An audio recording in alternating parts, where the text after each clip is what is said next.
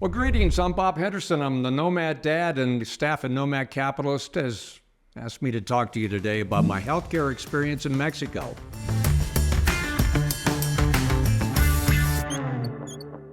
I'm in pretty good health, but anything could happen to anyone at any time. We've got a family physician, and I've got a couple of specialists for a couple of things that are going on, and we have a dentist. And I know that there are a lot of people from the U.S. that will come to Mexico because the dental work is less expensive.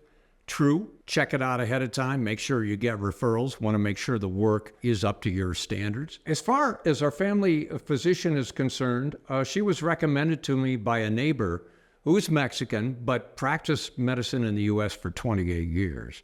So and she's apparently, I've since found out, she's the physician of many of the people, my acquaintances and friends here in town. And I can say that the Nomad mom, when we went for our first physical, said, wow, I have never had a doctor pay more attention to me and just seriously listen to me than this doctor here. And I've heard that from many people. In fact, I think the woman who edited Andrew's book gave birth both in the U.S. and in Mexico. And she said the same thing about the process from the beginning of pregnancy until birth and how she was just well attended and listened to and cared for. And so I think that this is the general theme in Mexico. So in the little town where we are, Ajijic, about 45 minutes to an hour from Guadalajara, a major city in Mexico, we've got a couple of hospitals. I have been to both of them, not for anything particularly serious. And they'll have doctors for some of the specialties or more serious issues come over from Guadalajara. Now, I've got a friend here who had a stroke in her late 50s, and she can't say enough good things about the local hospital and the care she got. Of course, it was not at all expensive by U.S. or Canadian standards, or the world standards for that matter. And the one thing I'll never forget, she was in the hospital, I think, 7 or 8 days. And the one thing I'll never forget, her husband, who's a friend of mine, said, the doctor came up to him and said, here's my cell phone number, call me any time. Imagine that in most other countries. And I've had that happen to me too. I went to see someone and that was the last comment as he walked out the door. Here's my cell phone, call me anytime. So the personal physician, the dentist, and another specialist that I have where I just need to get checked a couple of times a year. They're all women. I'd say 35, late 30s, young women, highly recommended.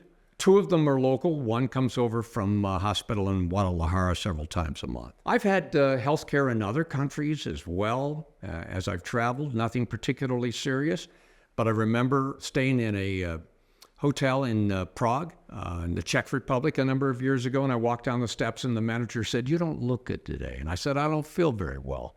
He took me to a hospital there, and after an encounter with a gruff doctor to begin with, we got to be decent friends by the end of the visit. So I don't have any complaints about the care, but I think it's better in Mexico. I've had care with a physician in Tbilisi that came to see me at Tbilisi, Georgia, that came to see me in my hotel. And I had to go to the hospital the last time I was in Kuala Lumpur, which was in Andrew's event in September 2023. I had to go to a hospital. It was not Prince Court. I went to the closest because it was late at night. And I was very happy with the care. And the cost of the care is minimal. You pay them directly. You don't have all the bureaucracy that you do in the so-called advanced Western countries, particularly the U.S. where I'm from. To this point, I think we get good care in Mexico. I know that I must confess that I'm like many people in the U.S. who think our care is the only care in the world. I know that's not the case. Andrew's talked to you about Prince Court in Kuala Lumpur and how wonderful it is. He had a great video on that several months ago when he paid for his staff to have full-blown physicals. And it's just not that expensive. The care is terrific. As I try it out with, not overly serious matters, I have absolutely no complaints. The accessibility is there. The professionalism is there. They are caring individuals, not just rushing me off. It's interesting what medicines you can just go to the pharmacy and buy without a prescription, unlike in the U.S. If you need an antibiotic, that does need to be prescribed. Obviously, controlled substances be prescribed. I have no complaints. I have absolutely no complaints. The cultural differences, sometimes, these people may not speak absolutely perfect English all the time, but there is Google Translate. They are doctors, so if they look at something, if you have a sore throat, that's neither English nor Spanish nor German nor French. A sore throat is a sore throat. They can see that it's a sore throat and take appropriate action, for instance. So they know enough of the language. In many cases, they know English, at pretty good rate so that it's easy to communicate. Cultural differences, I really don't see any, other than the fact that I think they have more time to take care of you than they do in many of the Western economies. That, I think, is a plus. Now, we do have a medical evac plan that is not all that expensive. So if we have a serious problem and we need to be evacuated back to the U.S., we can do so. And we've already paid for that. It's a 5-year plan, and we'll renew it, in another 3 years for another 5 years. So there is that. I don't think that that's a bad idea to have.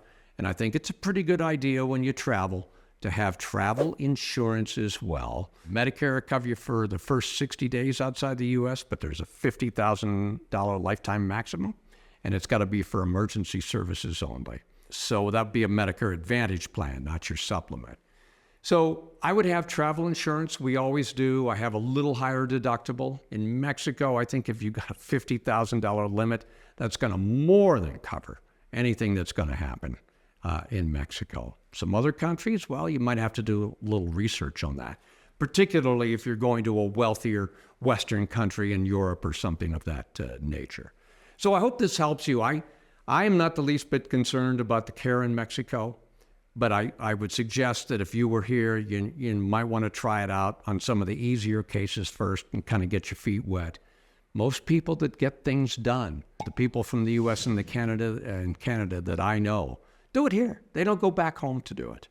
And they are quite satisfied. And I'm talking some fairly serious surgeries in some cases. Hip replacements, cataract is not as serious as it used to be. And other surgeries, I have not heard complaints, let's put it that way.